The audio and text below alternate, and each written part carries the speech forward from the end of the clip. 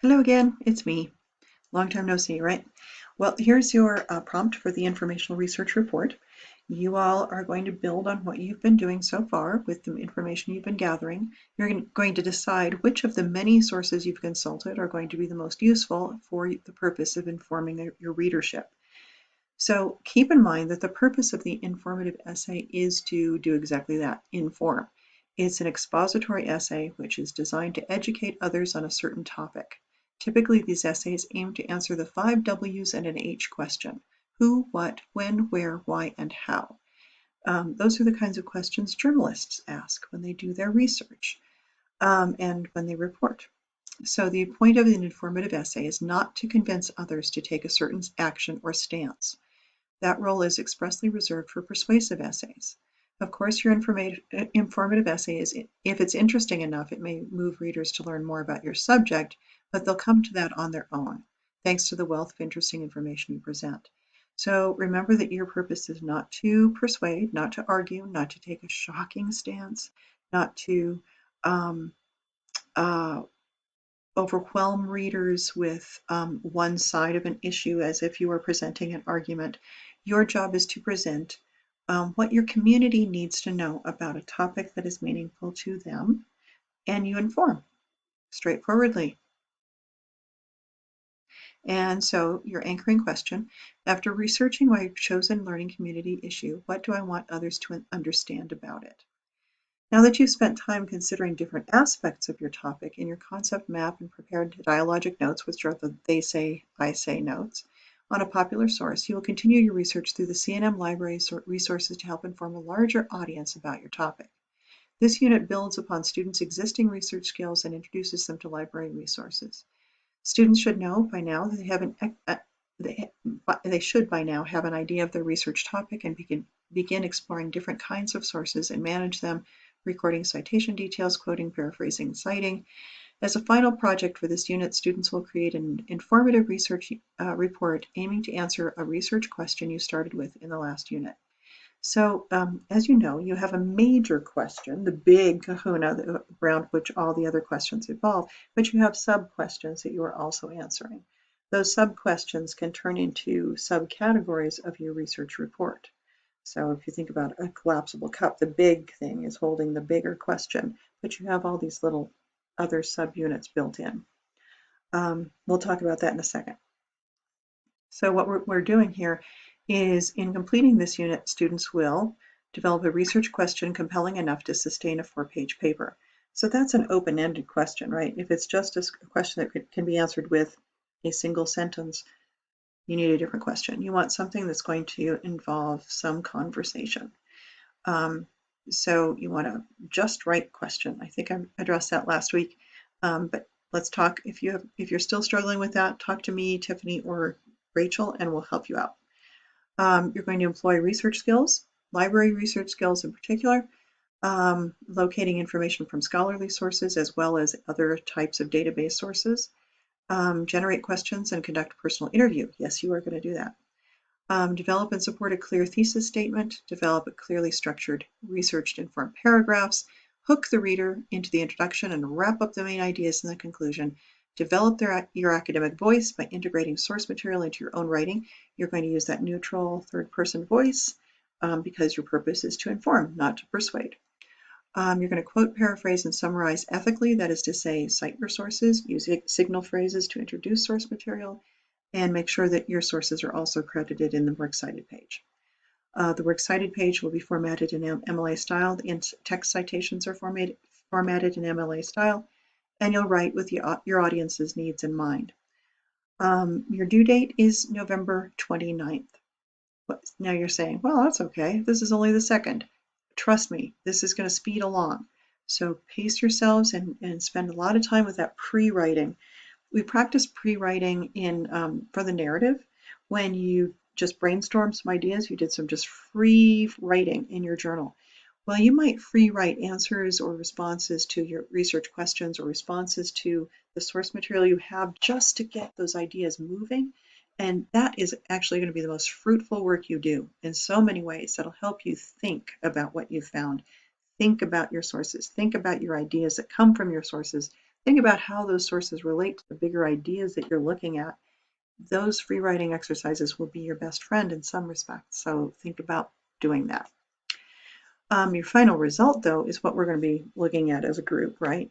You're going to be formatting your essays in MLA style.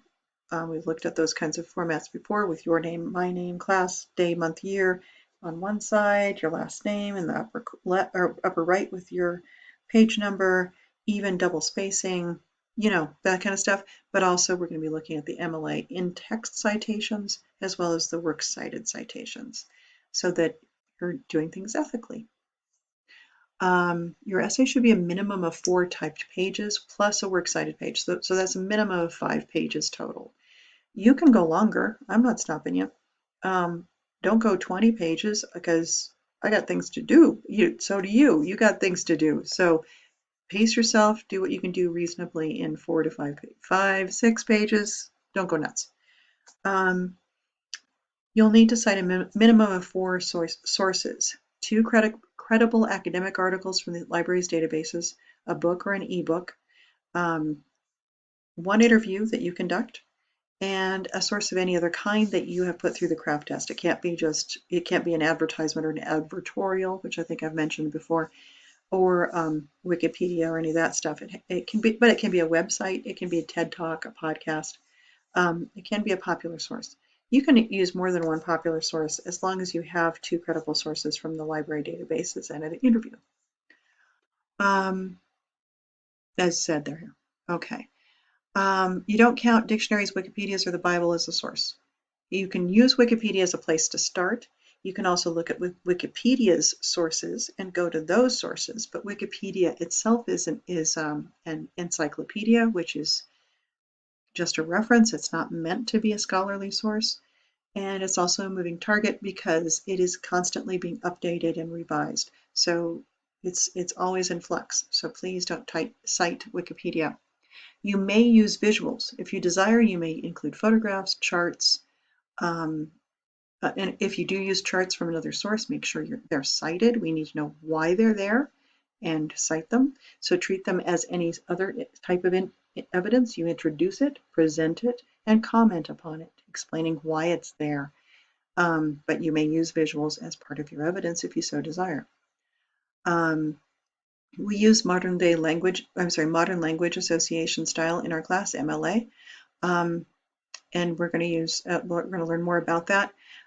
Keep in mind there are many citation styles. This is the one we use in the humanities. You may be using different styles in other classes. This is going to be worth 200 points because there's a lot of heavy lifting going on in this. You're doing the kind of work that you hear that you're going to be doing in other classes. So we want to get those skills, pretty sharp. So there is more weight associated with this paper. That said, we're doing this in stages, as you've seen. Okay. Alrighty, you can get help anytime. Here's the basic grading criteria and so on. So there's a PowerPoint that I'll share with you here that kind of gives you the overview of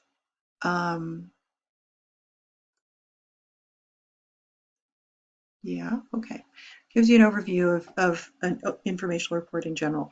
This is long. I'm not going to go through every little thing right now, but this includes everything from structure to thesis to how to use a paragraph or build a paragraph, how to cite sources using in-text citation, and how to conclude. So this is from start to finish.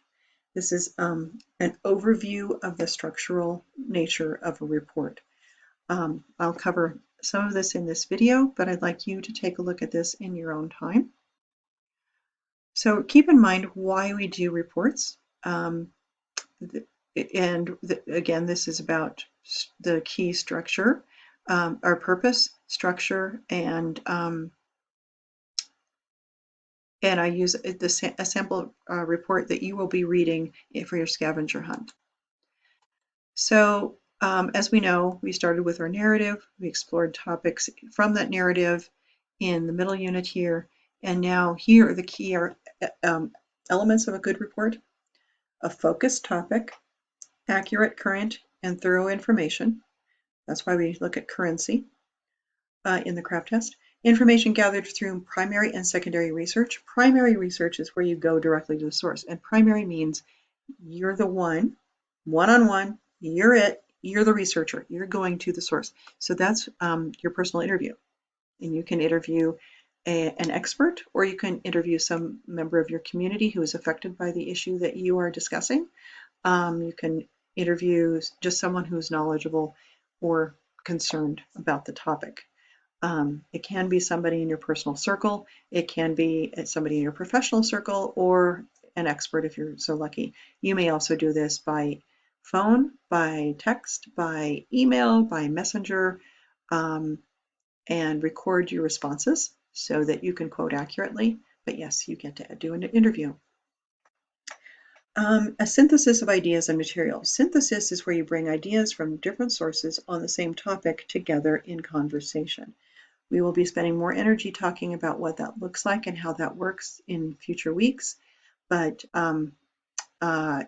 keep in mind, sometimes you're going to have a topic in a topic sentence, and you'll have more than one source in relationship to that topic in a paragraph.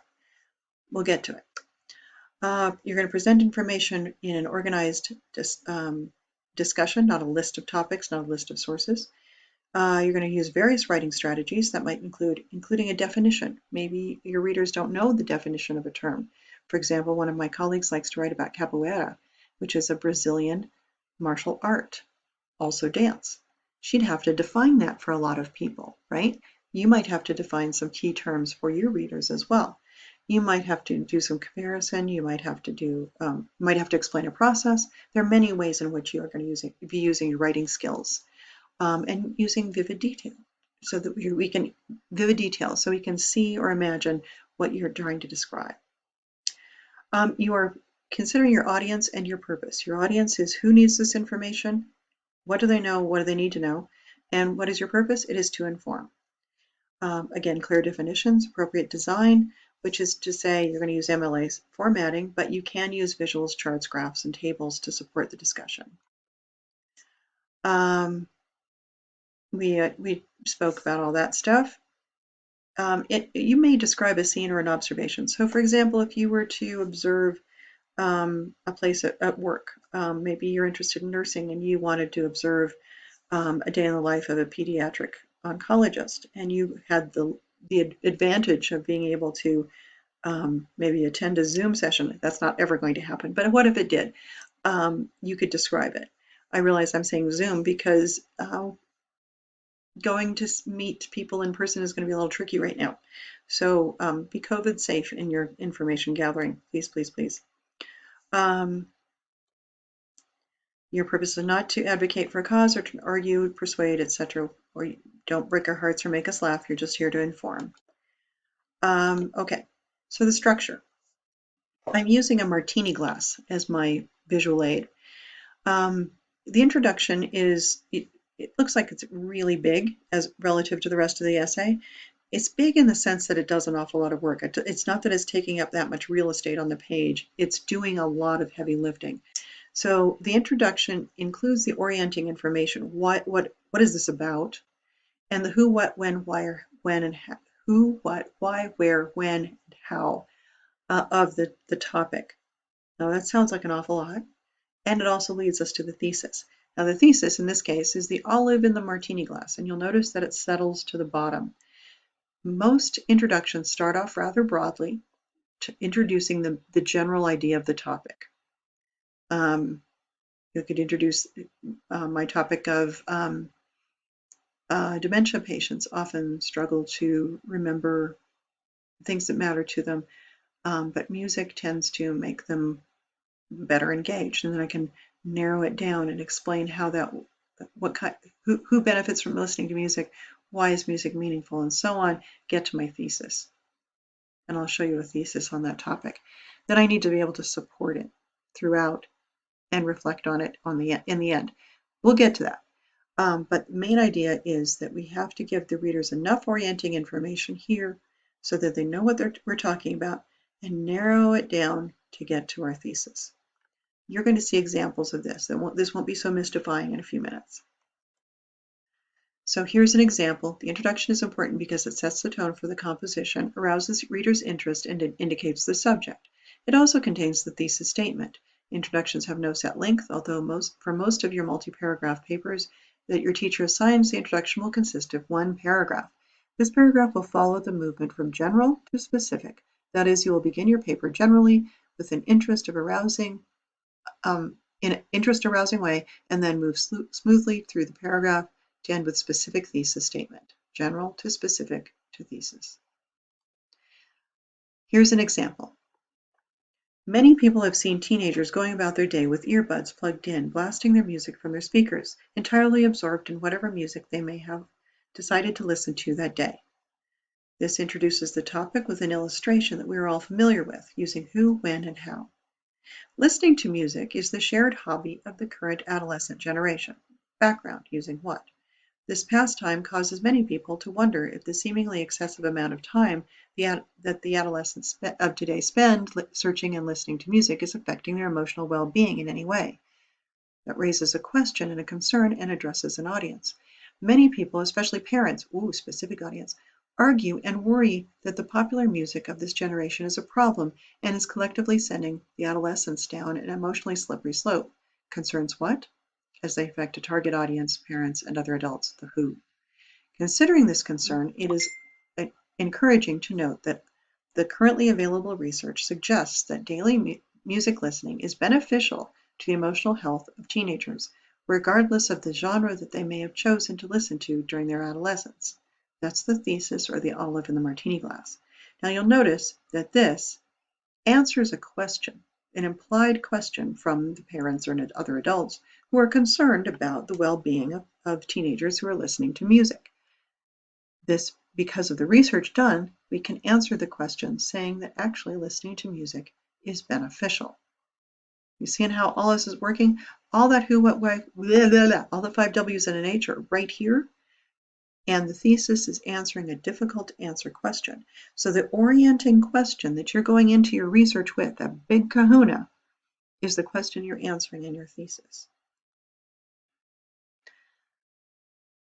Okay, here's an example of an introduction that begins with a question. Are you reading this article? Are you listening to music or the radio? Yelling at your children? If you're looking at it online, are you emailing or instant messaging at the same time? Checking stocks? We're hooking the reader with questions and illustrations, all related to the topic. Since the 1990s, we've accepted multitasking without question. Virtually all of us spend some or part of our day either rapidly switching from one task to another or juggling 2 or more things at the same time. Background, when, what, who, and how. While multitasking may seem to be saving time, psychologists, neuroscientists, and others are finding that it can put us under a great deal of stress and actually make us less efficient. This is a thesis that uses a teeter-totter. Teeter-totter starts us with one idea and moves us to another idea. While multitasking may seem to be saving time, that's our existing idea, we're going to shift gears. However, or heads up, guys, psychologists and neuroscientists, whom we're going to cite in our paper, and others are finding that it can put us under a great deal of stress and actually make us less efficient. We're seeing a new side of that argument, right? Even though we're not arguing per se, we are addressing a question. Hey, don't we all multitask well? Well, actually we don't. And here's what neuroscientists and psychologists have to say. So a good thesis answers a hard-to-answer question, and that's the organizing idea to which the rest of the essay relates. And you're going to read about that in Chapter 9 in your OER. Here's the example of a teeter-totter. That's the very one we just talked about. And another idea is a structure for a thesis is a main idea plus 3. Psychologists find that listening to music helps patients with dementia reconnect to old memories, reducing feelings of anxiety, form closer bonds with caregivers. So, main idea, psychologists find that listening to music helps patients with dementia reconnect to old memories. That's our idea. How? It reduces feelings of anxiety, forms closer bonds with caregivers. I missed a step, but you get the idea. And so you know that the essay is going to address those 3 points at minimum, which actually is nice. It lays out the essay for you. So the body of the paragraphs present the evidence. And so we support all of the points in our essay with our body paragraphs. Each one can answer a sub-question related to the bigger question. You've done this in your concept maps. You've had the big question in the center, and then you had sub-questions coming off the center. And then you answered those with your source material, and then you said a little something about that. Well, that was junior. Now this is grown up. We're going to take that to the next level. So you can address your paragraphs like so. So you can build yourself an outline, as you've done in your drafting, your working draft outline. But you can think about how we can turn these into fully developed paragraphs and how we can connect them. Here is a little chunk about tier, and here's a chunk about pi. I'm going to stop here, and we'll continue on next time.